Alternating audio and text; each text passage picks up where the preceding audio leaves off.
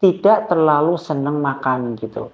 Karena apapun itu sudah banyak penelitian menyatakan bahwa orang yang gemar makan dengan orang yang tidak suka makan itu, maka untuk kehidupannya, kualitas hidupnya, dan umurnya itu memang lebih baik buat orang-orang yang tidak suka makan gitu. Lebih tepatnya bisa mencetuskan autoimun. Saya jawab bisa ya, bisa tidak. Tetapi alangkah baiknya kalau kita mengurangi saja gula, karena mengurangi gula itu tentu baik buat semua kesehatan tubuh kita, tidak hanya untuk autoimun saja gitu. Baik, bismillahirrahmanirrahim. Kembali kita menjawab beberapa pertanyaan dari para pemirsa. Mudah-mudahan konten ini bisa bermanfaat dan bisa mendatangkan amal jariah buat kita semua. Baik, yang pertama, dokter izin bertanya, apakah konsumsi tinggi gula bisa menyebabkan autoimun? Ini pertanyaan terkait makanan memang sangat sering sekali ditanyakan.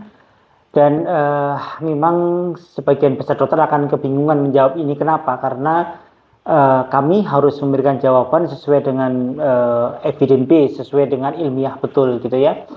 Dan sampai dengan saat ini memang belum ada satupun rekomendasi yang berdasarkan evidence base yang kuat yang menyatakan bahwa makanan tertentu itu baik buat autoimun dan makanan tertentu itu jelek buat autoimun, yang belum ada gitu. Dan para ahli masih terus melakukan penelitian untuk membahas ini gitu ya. Karena dalam prakteknya memang banyak orang yang makan makanan tertentu itu menjadi tidak baik, makan makanan tertentu itu menjadi baik, dan seterusnya gitu. Kenapa bisa sangat sulit menentukan rekomendasi ini? Salah satu penyebabnya adalah karena sangat bervariasinya respon masing-masing individu terhadap makanan tertentu gitu. Maksud saya, ada pasien yang ketika tidak mengkonsumsi gula itu ternyata jadi baik. Tapi ketika dipraktekkan pada pasien yang lain, ternyata hasilnya malah tidak baik gitu. Maka ini yang menyebabkan jadi tidak segera dicapai sebuah kesepakatan para ahli bahwa makanan-makanan tertentu itu baik dan makanan-makanan tertentu menjadi tidak baik gitu. Tetapi apapun itu Ibu, perlu saya sampaikan di sini bahwa pola makan sehat secara umum itu sangat baik buat autoimun. Saya yakinkan itu gitu ya. Artinya pola makan yang sehat secara umum itu apa? Satu, makan makanan yang sealamiah mungkin, yang tidak banyak zat pengawetnya, karena zat-zat pengawet itu tentu menjadi tidak baik buat tubuh kita ya. Satu itu.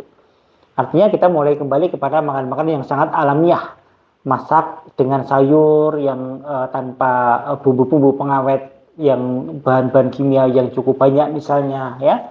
Kemudian yang kedua, sayur buah diperbanyak, dan kemudian saya tetap menyarankan bahwa tidak terlalu senang makan gitu. Karena apapun itu sudah banyak penelitian menyatakan bahwa orang yang gemar makan dengan orang yang tidak suka makan itu, maka untuk kehidupannya, kualitas hidupnya, dan umurnya itu memang lebih baik buat orang-orang yang tidak suka makan gitu. Artinya makannya secukupnya saja, tidak berlebihan dalam makan. Ya, kalau orang Jawa bilang sak madio, jadi secukupnya saja gitu ya. Dan ini kalau kita kaitkan dengan nilai-nilai agama, memang buat yang beragama Muslim tentunya akan sangat betul gitu, bahwa Rasulullah SAW bisa menyampaikan dalam banyak sekali hadis-hadisnya tentang bagaimana pola makan yang baik itu gitu ya. Kata Rasulullah SAW, cukuplah seseorang itu mengkonsumsi sekerat makanan saja untuk menegakkan tulang punggungnya. Kalau terpaksa, maka isilah perut itu sepertiga dengan makanan, sepertiga dengan minuman, sepertiga dengan udara. Ini artinya bahwa tidak berlebihan dalam makan gitu. Itu Rasulullah SAW mengisyaratkan kepada kita supaya tidak berlebihan dalam makan. Dan Rasulullah SAW juga menyontohkan kepada kita bagaimana beliau lebih banyak puasa dibandingkan dengan tidak puasa. Ya, makan kalau ada, kalau tidak ada ya beliau tidak makan. Bahkan pernah beliau sampai dengan kelaparan. Dikatakan dalam riwayat bahwa beliau tidak pernah kenyang dalam 3 hari berturut-turut gitu ya. Ini menunjukkan bahwa beliau sudah mencontohkan kepada kita untuk tidak terlalu banyak makan gitu. Makan secukupnya saja. Atau dalam hadis yang lain, kami adalah suatu kaum, kata Rasulullah SAW, yang akan makan ketika lapar dan berhenti sebelum kenyang. Ini juga menunjukkan bahwa tidak berlebihan dalam makanan. Walaupun hadis ini oleh sebagian pihak dikatakan dhaif, tetapi secara makna memang hadis ini bagus, sahih gitu. Maka perlu kita tekankan untuk tidak terlalu banyak makannya. Sehingga kembali kepada pertanyaan ini, apakah terlalu banyak makan gula bisa mengakibatkan autoimun? Lebih tepatnya bisa mencetuskan autoimun. Saya jawab bisa ya, bisa tidak.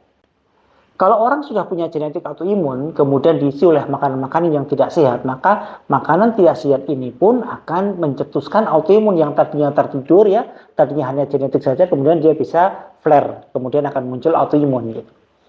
Maka salah satunya adalah gula. Gula ini terlalu banyak pun juga tidak baik ya, tidak baik buat autoimun, tidak baik buat secara umum ya, kadar gulanya juga nanti akan menjadi meningkat ya, karena insulin akan dipacu dengan sangat keras untuk memproduksi pankreas akan dipacu untuk memproduksi insulin dengan sangat banyak.